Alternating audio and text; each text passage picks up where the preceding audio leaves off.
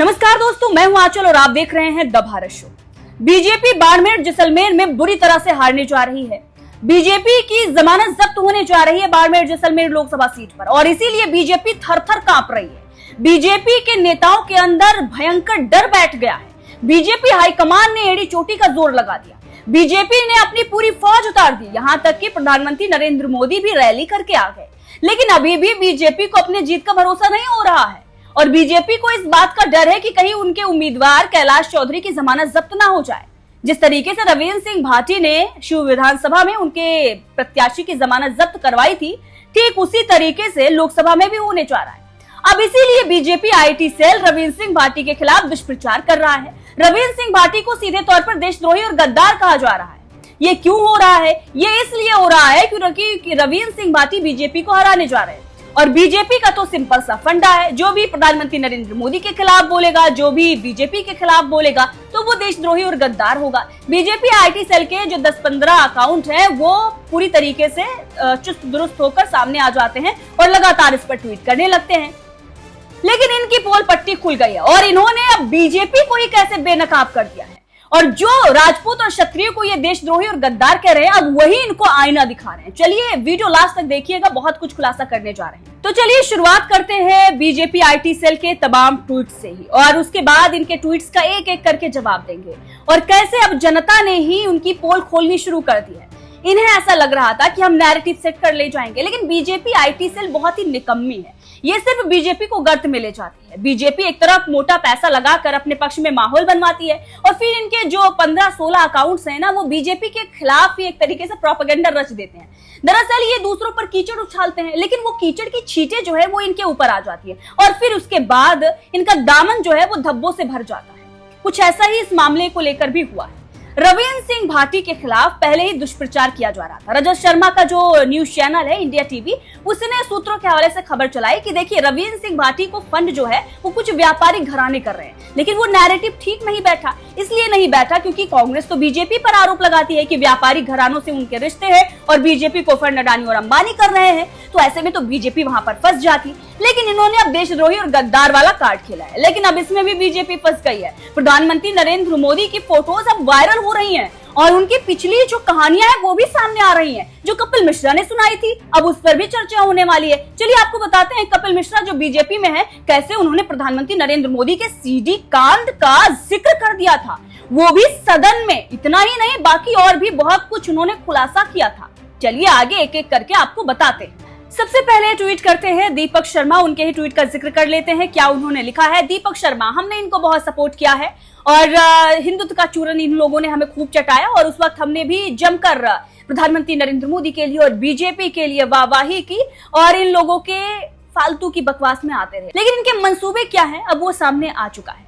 इस वक्त क्षत्रिय समाज जो है वो इनके टारगेट पर है, उसे देशद्रोही और उसे गद्दार बताया जा रहा है। लेकिन ये लोग भूल रहे हैं कि क्षत्रिय जो हैं, जो राजपूत हैं, वो सीने पर सामने से गोली खाते हैं, बॉर्डर पर हमारी हिफाजत करते हैं। वो कभी देशद्रोही और गद्दार नहीं हो सकते। जो अपनी मां और माटी के लिए अपनी जान न्यौछावर कर दें, वो सारे आरोप सह सकते हैं, लेकिन देशद्रोही और गद्दार होने का आरोप बिल्कुल नहीं सह सकते। और इसके लिए वो कुछ भी करने को तैयार हो जाए, कितना भी मैनेजमेंट कर लीजिए, कितना भी आप विदेशी मैनेजमेंट का भी सहारा ले लीजिए, लेकिन जनता जब जागती है ना तो अच्छों की अक्ल ठिकाने लग जाती है। कांग्रेस को भी बहुत घमंड था कि विदेशी मैनेजमेंट है, इकोसिस्टम हमारा है, हमारा सिस्टम है, हमारा कुछ नहीं हो सकता। लेकिन बदलाव हुआ ना, तो ये बदलाव फिर से होगा। दीपक शर्मा लिखते हैं कि सही गलत का फैसला मैं नहीं करूंगा, पर इस कश्मीरी अलगाववादी से मुलाकात और उसकी इस कदर प्रशंसा संदेह पैदा करती है। रविंद्र भाटी, आपको जवाब देना चाहिए। अब दीपक शर्मा यहाँ पर थोड़ी चालाकी कर रहे हैं क्योंकि इससे पहले ये ऐसा कर चुके हैं। एलवी यादव मामले में भी इन्होंने कहा था कि अगर एलवी यादव का ऐसा ही रवैया रहा तो कई सारी एफआईआर हो जाएगी और उसके बाद मुनव्वर फारूकी और भी चीजें जो है उनके बारे में लिखी गई। लेकिन जैसे ही एलवी यादव का मामला क्लोज होता है, जैसे समझौता होता है, उसके बाद ये तुरंत एलवी यादव के समर्थन में आ जाते हैं। तो ये लोग अपना बचा के रखते हैं कि कैसे देखिए डिप्लोमेटिक रहना है, इधर से भी खाना है, इधर से भी खाना है। तो इसलिए इन्होंने थोड़ा थोड़ा प्यार से लिखा है, लेकिन लिखना जरूर है क्योंकि फिर 50 रुपए पेटीएम पे आ भी तो गए हैं उसके बाद साध्वी प्राची दीदी, हमने इनको बहुत सपोर्ट किया है, हिंदुत्व का चूरन चटा चटाकर इन्होंने हमें खूब मूर्ख बनाया है। और अब इन्होंने लिखा है सभी राष्ट्रवादी साथ मिलकर ट्रेन की शुरुआत करते हैं, कश्मीर भारत का हिस्सा था और रहेगा, शर्म करो रविंद्र भाटी, एंटी इंडिया रविंद्र भाटी। ओहो राष्ट्रवादी, और जिसे एंटी इंडिया लिख रही हो आप, वो लोग कौन से हैं? वो लोग वही हैं जो सीने पर गोली खाते हैं, जिनको आप देशद्रोही और गद्दार बता रहे हैं। राष्ट्रवादी वही हैं, वो लोग नहीं जो वामपंथ के चोले में उधर से भी मलाई खाते हैं और इधर से भी मलाई खाते हैं। इस बात को ध्यान में रखिएगा, समझ आ जाएगा आपको। आगे देखिए, आगे भी लिख रहे हैं, नाम पर गौर करते रहिएगा। प्रेम शंकर दुबे जी लिखते हैं कि गद्दारों के साथ कोई हमदर्दी नहीं, गद्दार साबित कर दिया इन्होंने। शिवा त्यागी लिखते हैं कि कुछ लोग सत्ता की प्राप्ति के लिए हर वो कदम उठाते हैं जो जायज या नाजायज होता है, रविंद्र सिंह भाटी को इसका नुकसान होगा। अब बात रही सत्ता प्राप्ति के लिए जायज और नाजायज कदम उठाने की, तो चलिए बता ही देते हैं कि किसने सत्ता प्राप्ति के लिए जायज या नाजायज कदम उठाए हैं। महाराष्ट्र में, जिसे आप पानी पी पी कर कोसते थे, और आपने एक पूरा मुद्दा खड़ा किया कि देखिए ये एनसीपी जो है, इसके नेताओं के कनेक्शन तो दाऊद से हैं। एनसीपी जब टूटकर तुम्हारे साथ आती है और तमाम नेताओं को लेकर आती है जिन पर जांच बैठी होती है, उनको आप शामिल करते हैं और फिर उसी अजीत पवार को आप मंत्रालय दे देते हैं। इतना ही नहीं, इसके साथ साथ उस पीडीपी जो ये कहती है कि तिरंगा उठाने वाला नहीं बचेगा, उसके साथ आप सत्ता में आते हैं। सत्ता प्राप्ति के लिए आप एक ऐसे व्यक्ति से हाथ मिलाते हैं जो कश्मीर को भारत से अलग मानता है। महबूबा मुफ्ती के साथ प्रधानमंत्री नरेंद्र मोदी की तस्वीरें भी बहुत कुछ बयां कर रही हैं। गद्दार कौन है ये आप बखूबी समझ रहे हैं। तुम्हारे खुद के नेता सुब्रमण्यम स्वामी जब सवाल उठाते हैं कि देखिए चाइना ने हमारे भूभाग को अपने कब्जे में ले लिया है, प्रधानमंत्री नरेंद्र मोदी की उससे पहले शी जिनपिंग को झूला झुलाते हुए तस्वीर भी सामने आती है। आप ये कहते वो तो प्रधानमंत्री थे और इसलिए उन्होंने मुलाकात कर, लंदन जाकर रविंद्र सिंह भाटी कई लोगों से मुलाकात करते हैं, लेकिन उसमें से एक व्यक्ति जिसकी मानसिकता कुछ और है, विचारधारा अलग है, उसको लाकर आप रविंद्र सिंह भाटी को देशद्रोही और गद्दार साबित कर देते हैं। तो ऐसे में शी जिनपिंग, जिसकी तो मानसिकता यही है कि वो भारत पर कब्जा करे, अगर आप उसे झूला झुला सकते हैं, उसके साथ तस्वीरें खिंचा सकते हैं, तो गद्दार और देशद्रोही तो आप भी हुए। नवाज शरीफ के घर अगर आप जाकर उनके मां को शॉल गिफ्ट कर सकते हैं, तो गद्दार तो आप भी हुए। दीपिका शर्मा लिखती हैं कि रविंद्र सिंह भाटी के राजनीतिक करियर की यहीं से समाप्ति शुरू हो चुकी है। गद्दारों के साथ सिर्फ गद्दारी करने वाला ही खड़ा हो सकता है। बिल्कुल सही, चाइना के साथ खड़ा होने वाला गद्दार, एनसीपी के साथ खड़े होने वाला गद्दार, देशद्रोही पार्टी, हिंदुत्व विरोधी पार्टी, जिसे अब तक बीजेपी ये टैग देती आई है, कांग्रेस को बताती आई है, उसके नेताओं को अपने पार्टी में शामिल कराने वाला गद्दार। इतना ही नहीं, जो लोग सदन में खड़े होकर राम मंदिर का विरोध कर रहे थे और फिर उनकी चमचागिरी करने वाले, उनको टीवी पर डिफेंड करने वाले प्रवक्ता अगर बीजेपी में आते हैं तो वो भी गद्दार, और जो लेकर आते हैं वो भी गद्दार। पंडित श्रीकांत उपाध्याय लिखते हैं कि रविंद्र भाटी की यह तस्वीर बहुत कुछ बयां कर रही है। हम इनको राजस्थान में हिंदू पक्षकार समझ रहे थे, लेकिन ये तो जिहादियों के समक्ष बैठकर हिंदुओं को ठग रहा है। हिंदू मतलब क्या होता है? हिंदू मतलब बीजेपी नहीं होता। हिंदू यहाँ जो रह रहे हैं वो सभी है, चाहे वो पिछड़े हों या हमारे दलित भाई बहन हो या फिर क्षत्रिय हो और या फिर ब्राह्मण हो, सब आते हैं, लेकिन तुम जैसे दलाल नहीं आते उसमें। सुनील शुक्ला लिखते हैं, ये मेरे लिए भी आश्चर्यजनक था, किंतु क्या ही कर सकते हैं, यह राजस्थान का केजरीवाल निकला। इनके लिए मुझे भी बड़ा सम्मान हुआ था, किंतु ये हरकत देखकर बहुत दुख भी हुआ है।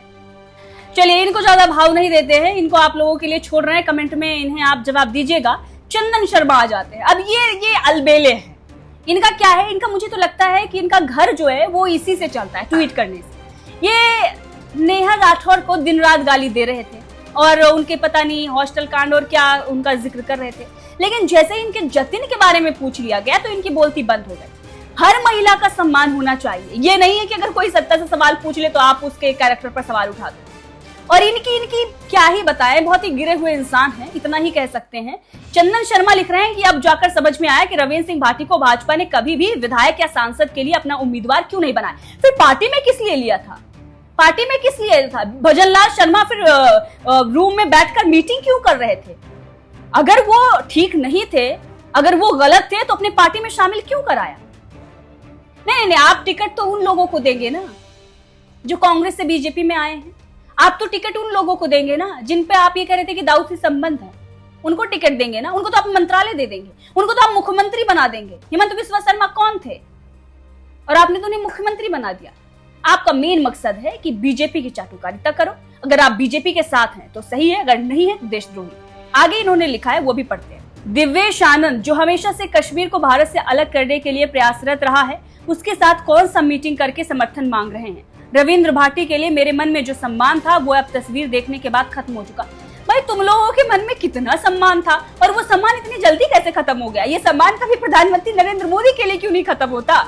ये सम्मान उन लोगों के लिए खत्म क्यों नहीं होता जहां से आपका घर चल रहा है, जहां से आपको मलाई मिल रही है। वो सम्मान वो नहीं खत्म होता। जब नवाज शरीफ से मिलकर आए थे प्रधानमंत्री नरेंद्र मोदी, सम्मान तो उसी दिन खत्म हो जाना चाहिए था। बात सही के बोल रही हूँ या गलत बोल रही हूँ हैं?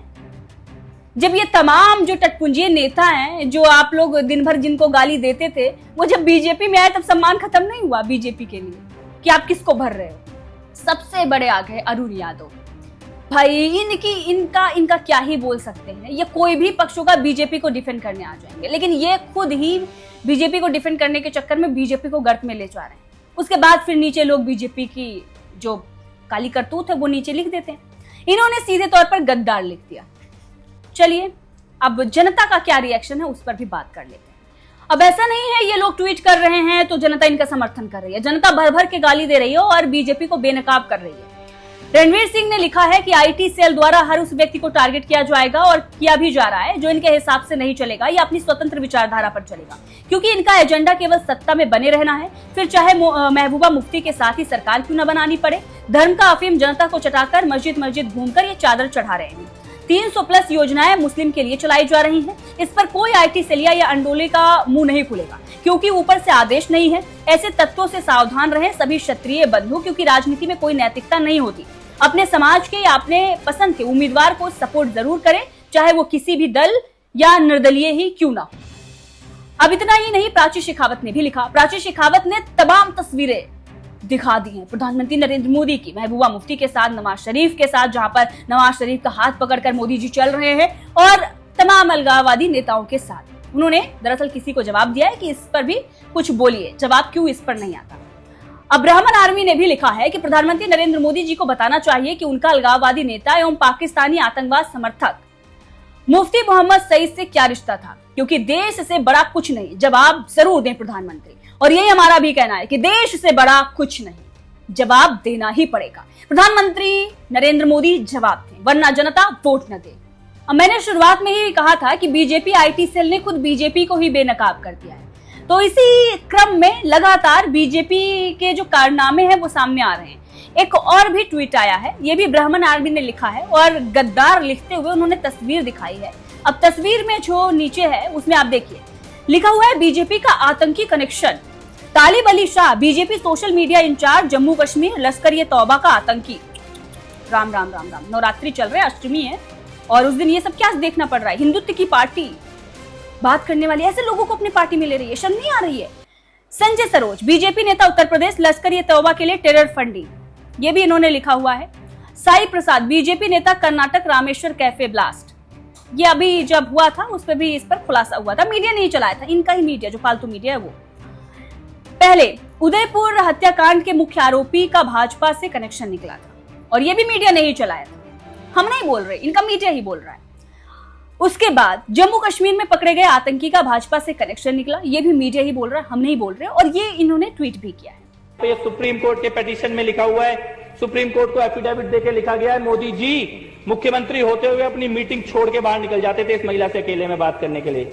अधिकारियों से कहते थे मुझे कोई डिस्टर्ब नहीं करेगा, अब मेरे को केवल इस महिला से बात करना है, और राजपाट का सारा काम छोड़ के उस महिला के साथ बात करने निकल जाते थे। शाम को 5 बजे वो अहमदाबाद में उतरती हैं फ्लाइट से, इस IAS ऑफिसर को फोन करती है कि मैं अहमदाबाद आ गई हूं और अगले दिन मैं भुज जाने वाली हूं, लेकिन थोड़ी देर के बाद उनका फोन स्विच ऑफ हो जाता है। 2 दिन तक फोन स्विच ऑफ रहता है, और 2 दिन तक स्विच ऑफ रहने के बाद 2 दिन के बाद 11 बजे वो वापस एक पेटिशनर को कॉल करती है और बोलती है कि मैं 2 दिन तक मोदी जी के घर पे मेरे को रखा गया था और इसीलिए मेरा फोन स्विच ऑफ था। मोदी जी के डिप्टी OP सिंह उनको लेने आते हैं एयरपोर्ट में, अपनी गाड़ी में बैठाते हैं और सीधे मोदी जी के घर लेके जाते हैं। और कैसे लेके जाते हैं, उस महिला का फोन बंद करा के सरकारी गाड़ी में बैठा के पीछे वाले दरवाजे से नरेंद्र मोदी के घर लेके जाया जाता है, और उसके बाद she was taken to the first floor and given a room across the chief minister's bedroom.